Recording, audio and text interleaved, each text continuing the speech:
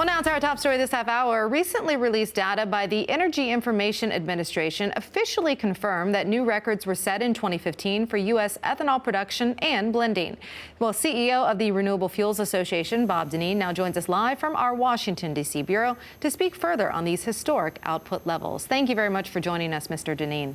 Thanks for having me. All right, so what all contributed to the new records set in U.S. ethanol production in 2015? Well, first of all, you had more demand than people anticipated. The falling price of gasoline means people are driving more, and that drives up the demand for ethanol. But more importantly, I think, is that you've seen a lot of new efficiencies built into the ethanol production process, and producers are becoming more efficient each and every day.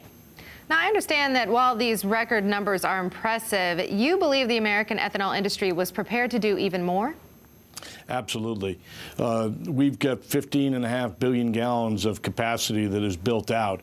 So while we did produce 14.7 billion gallons, that means there's 800 million gallons of production that we could have added to the marketplace. The problem really has been the Environmental Protection Agency that is not fully implementing the renewable fuel standard that would drive refiners to use even more domestic renewable fuels like ethanol. Now, besides the EPA, are there other elements that prevented that from happening? No, it's really, EPA has got a program, and they've been timid about how they have enforced it, and they've not required refiners to blend as much as the industry is capable of producing.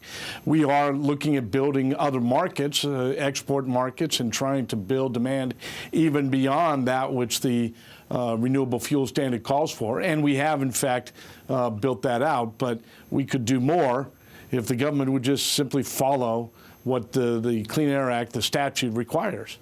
All right, so let's talk about the future. What do you believe needs to be done for 2016 to top the 2015 records? Well, we're going to continue to focus on exports. If the Environmental Protection Agency is not going to implement the RFS as it should, we got to be looking at other markets. And we exported 836 million gallons of ethanol last year to 75 different countries across the globe. We're going to continue to build upon that success and hopefully export even more. Just recently, we saw export numbers coming out of China that showed their demand for U.S. ethanol is skyrocketing, and we will continue to export to Canada, to Brazil. We even exported to the United Emirates in the Middle East. Beyond that, we're going to build the market for FFVs and E85. Hopefully, we're going to continue to see more E15 and other mid-level blends used. Look, we think ethanol, because it's the lowest cost, highest octane fuel available, consumers want more, not less. And so we're going to do everything possible. The Department of Agriculture has done a phenomenal job with an infrastructure program that has brought those mid-level blends and E85 to the consumer in a very effective way.